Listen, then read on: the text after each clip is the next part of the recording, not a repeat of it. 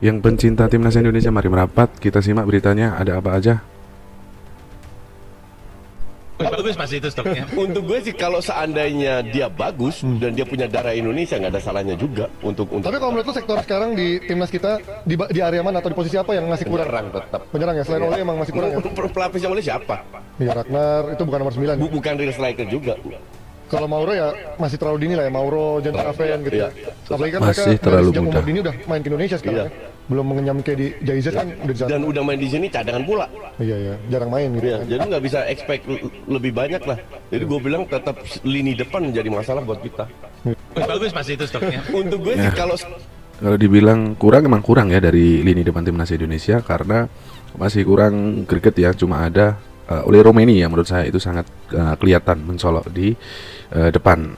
Untuk yang lain mungkin bisa ditambah ya perjuangannya untuk berlatih supaya bisa lebih bagus lagi. Mungkin dari segi naturalisasi bisa lagi ditambah. Tapi saya lihat untuk penambahan striker sendiri itu memang lambat, yang banyak ditambah malah justru lini belakang tengah ya. Apalagi belakang itu sangat banyak. Karena mungkin dari segi pemain striker sendiri emang sulit didapat ya.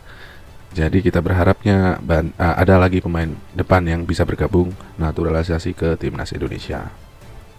Jadi ini JIJ sedang rumit saat membela Sassuolo di Serie A. Ini kemarin JIJ pada saat 3 laga di FIFA Matchday dia absen ya karena cedera ya. Udah tahu ya beritanya ya. Semoga mudah-mudahan si JIJ kapten kita ini bisa segera kembali pulih. Indonesia tembus ranking 100 besar FIFA. Visi besar federasi dan tim kepelatihan untuk mendongkrak wibawa sepak bola tanah air di kancah global kini menemui momentum terbaiknya. Tren kemenangan masif yang diraih anak asuh John Hartman baru-baru ini melahirkan lonjakan logistik poin yang sangat masif. Berdasarkan kalkulasi rilis terbaru, kalkulasi matematis tim Merah Putih untuk menembus jajaran 100 besar dunia kini bukan lagi sekedar angan-angan kosong. Kurang sedikit lagi, posisinya sekarang posisi 118 ya. Tinggal sedikit lagi untuk bisa mencapai 100. Dan di ASEAN sendiri Indonesia nomor 3 ya, di bawah Vietnam, nomor 1 ada Thailand yang ada di urutan 90 dari ranking FIFA. Kalau dari segi ASEAN nomor 3 ya, jadi seperti itu. Dan jarak antara 3 dan 4 itu cukup jauh. Bisa lihat sendiri di ranking FIFA, mungkin jaraknya 20-an ya. Kalau nggak salah 20-an, nanti bisa dicek sendiri. Apalagi dengan negara jiran sebelah itu agak lumayan jauh ya. Mohon maaf sebelumnya. Dunia terkejut dengan unbeaten di awal turnamen. Wakil Asia kini terlihat mulai kehabisan bensin di Piala Dunia 2026. Setelah Irak dihajar Norwegia 4-1, gelombang kekalahan mulai menghantam negara-negara Asia lainnya.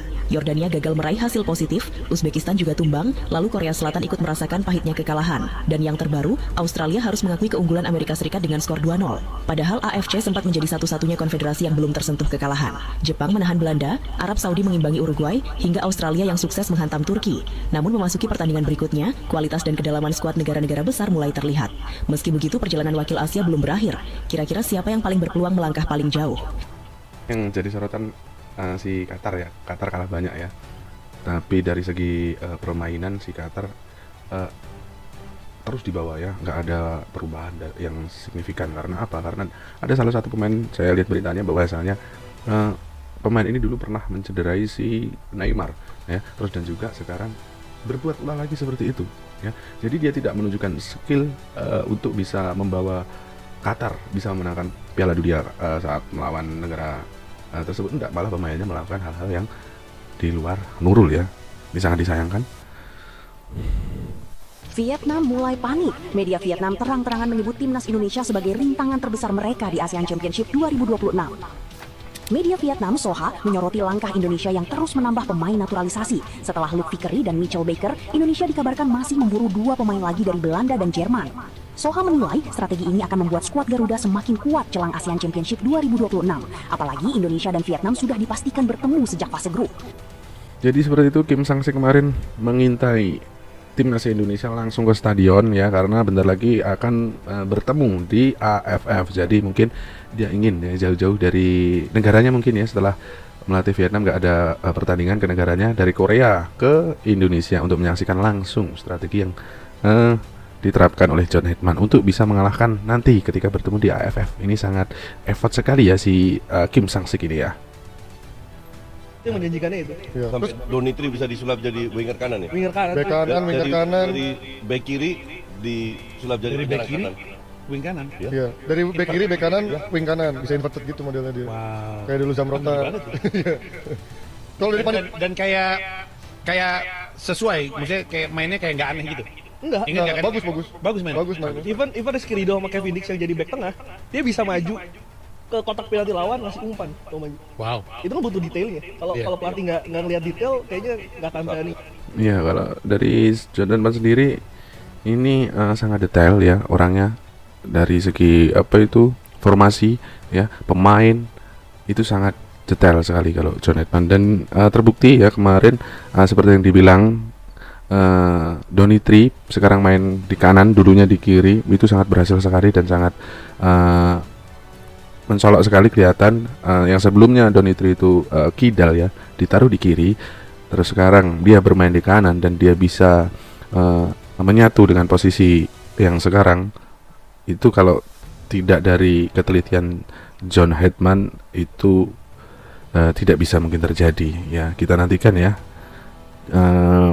perkembangan Donny Tree ke depannya.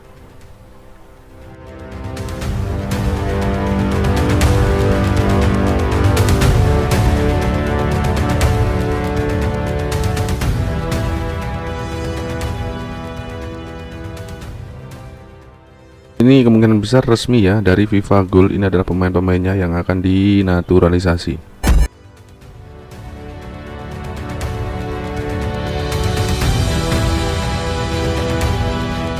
Nah, dari segi postur, dari segi klub-klub yang dibela, ini pemain emang luar biasa dan kita nantikan. Sepak bola terbaru. Di rutan nomor 10, Ochoa resmi pensiun setelah Piala Dunia. Akan mengakhiri pengabdian luar biasanya untuk timnas Meksiko, kiper berumur 40 tahun ini siap pamit dari panggung sepak bola. Sukses mengoleksi 154 caps dalam 6 edisi Piala Dunia berbeda, Ochoa tercatat pernah memiliki harga pasar puncak 139 miliar. Di rutan nomor 9, Luke Fikri terkonfirmasi membela Indonesia. Memilih meninggalkan Australia demi Indonesia, Will Rinca 20 tahun ini dikonfirmasi akan segera bergabung. Mengandalkan garis keturunan langsung dari sang nenek, pemain berposisi sayap kiri ini berharga pasar 6,95 miliar. 6,95 miliar. Harga yang fantastis, tapi skillnya juga harus fantastis dong ya.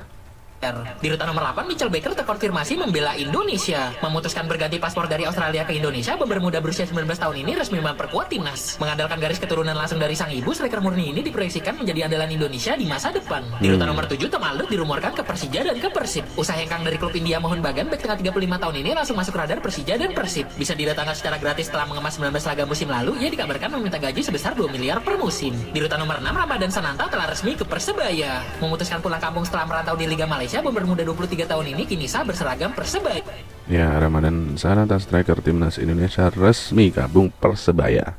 Ini menggila di lini tengah timnas Indonesia saat FIFA Matchday. Yap, mereka adalah Joey Pelupesi dan Ivar Jenner. Di 2 laga terakhir, duet ini selalu jadi tulang punggung lini tengah timnas. Hurtman bahkan secara khusus nyebut Joey Pelupesi sebagai pemain terbaik di laga lawan Mozambik. Perannya disebut sangat vital, dia yang jaga keseimbangan dan dia juga yang jadi jangkar di tengah. Yang menariknya, ini pertama kalinya Joey dan Ivar dapat waktu penuh bareng selama 90 menit. Sebelumnya, Joey lebih sering berduet sama Tom Hey yang absen kali ini. Meski begitu, hasilnya sungguh di luar dugaan. Joey sendiri bilang, chemistry-nya udah bagus dan mereka saling melengkapi di lapangan. Kalau Tom Hey balik, Hurtman bakal punya dilema enak nih. Dia bakal Joey itu tidak sangat kelihatan di maksudnya viral gitu loh, kayak pemain-pemain yang lain seperti mungkin Beckham Putra itu kan sangat viral ya, mungkin di aplikasi TikTok dan yang lain di sosial media.